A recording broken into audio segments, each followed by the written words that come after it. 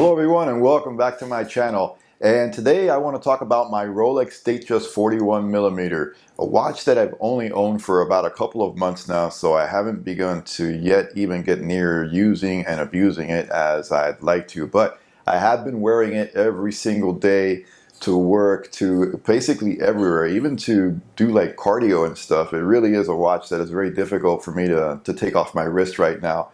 If you're new to this channel, here on this channel I like to talk about watches that I own, wear, and collect in an honest and unbiased way in case you're looking at one of these watches to purchase for yourself. Hopefully I'll be able to give you some valuable insight before you make your purchasing decision.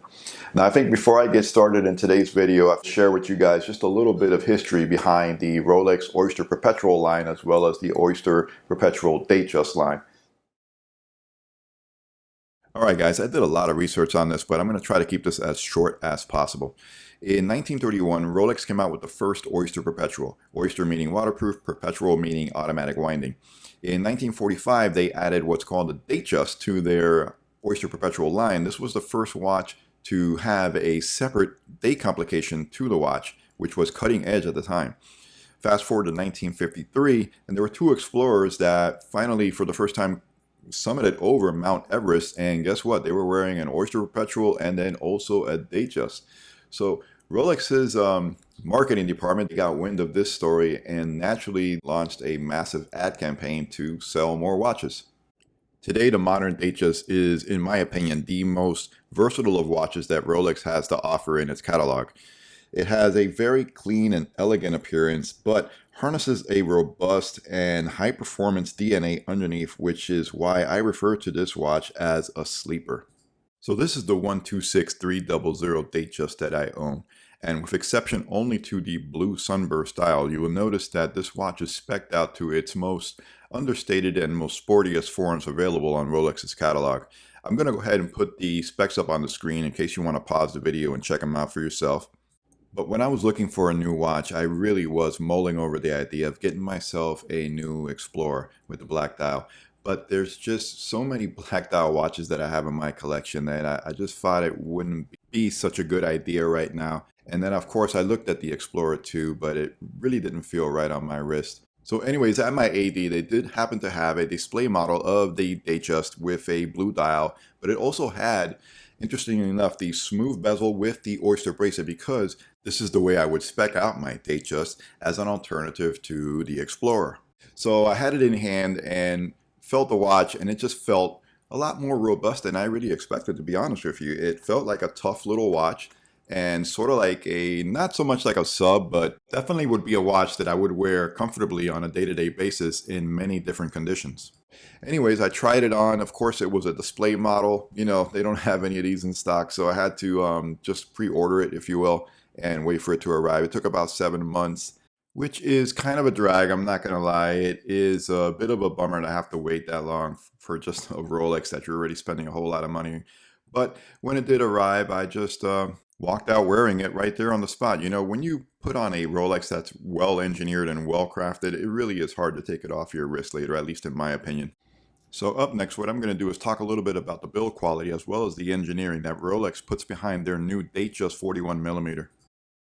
First up, I want to talk about Rolex's Oyster Link bracelet. I have made a video on this before and how well engineered it is. The links on this are scalloped on the inside to better conform to your wrist, and there also is a little bit of a separation in between those links in order to help the bracelet ventilate your wrist during the course of the day. The clasp on the Datejust is a fully milled out Oyster Steel 904L clasp, and it is a fold over type of design, but it does have a pivoting locking mechanism. In other words, you have to pivot this little door open on the edge here in order for it to release and unlock. So absent is the additional security fold over clasp that you'll find on the more professional models. You'll notice it has a beak and also a little collar on the inner clasp, which is fully milled out and highly polished. And you'll also see that there is an Easy Link adjustment tool here.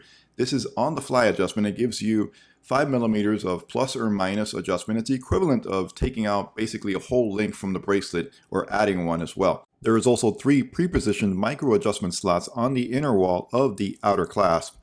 In short, finding the perfect comfortable fit is easy to do so on the Rolex Datejust. Next up, I want to talk about the movement in this watch, which is now replacing the battle-tested 3135 movement that you can find in, for example, my Rolex 116610. This movement features 31 joules and it has a power reserve of 70 hours. That's up from 48 hours from the previous 3135. The 3235 features Rolex's new Chronergy escapement, which is made with LIGA technology. This is Rolex's answer to Omega's coaxial escapement, which is of course renowned for its efficiency. The dual staff rotor connection has now been wisely upgraded to a bearing connection, thereby increasing its resistance towards shock and impact. And then finally, this movement does get tested as a bearing movement for COSC certification. But then Rolex takes it a step further and they actually test this movement when it's all cased up in the watch in 6 different positions.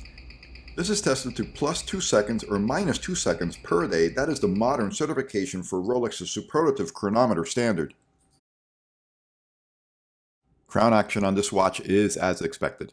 Guys, it's Rolex. It's going to work as it should. There is no gritty feeling. It screws in and it is smooth as butter. It has a twin lock crown system. You can tell because it has a little bar underneath the crown versus a trip lock crown, which has 3 little dots. However, it's going to give you 100 meters of water resistance, which is plenty enough, at least for me. First position is going to wind the watch. The second position is going to set your date. And then the third and final position is going to set your time as well as hack the movement. I've had this watch for 2 months now, and whether you're setting the time or screwing the crown back in place, you will find it easy to do so on the Rolex Datejust 41mm. This watch is also made completely out of Rolex's Oyster Steel, which is 904L, and I have talked about this before on my channel. You can look at the video I did on my Rolex Submariner about it. And it is very, very highly resistant to salt water and corrosion. A common alloy that can be found on some of the most badass dive watches would be that of titanium. That would outperform 904L in its corrosion resistance. But if you're someone who likes that brilliant sheen that you'll find on stainless steel watches, then titanium is just not going to offer that brighter and whiter hue that you're going to be able to find on something like 904L. In the 2 months that I've had it, I've had no issues distinguishing the time from light and dark areas. The visibility on the dial is great. All the indices are loomed. The hour and minute hands are loomed as well. All the indices, second, minute, and hour hands are also made out of white gold. This is to resist any oxidation or tarnishing over time. This is truly a well-engineered and well thought out and designed kick-ass little watch. You know, if you are a collector of watches like me and you've got a watch collection, and let's just say that you perhaps want to downsize your watch collection and maybe just narrow it down to just one watch that you're going to keep for the rest of your life, like this would be, at least for me, this would be on my list to be like, okay, this might be it, because it functions so well in so many different scenarios. It's really a great all-around watch. Also, maybe you're just looking for a good watch that's going to carry a lot of prestige and a lot of quality and craftsmanship, and you want something that's going to last for a really, really, really long time, potentially for the rest of your life.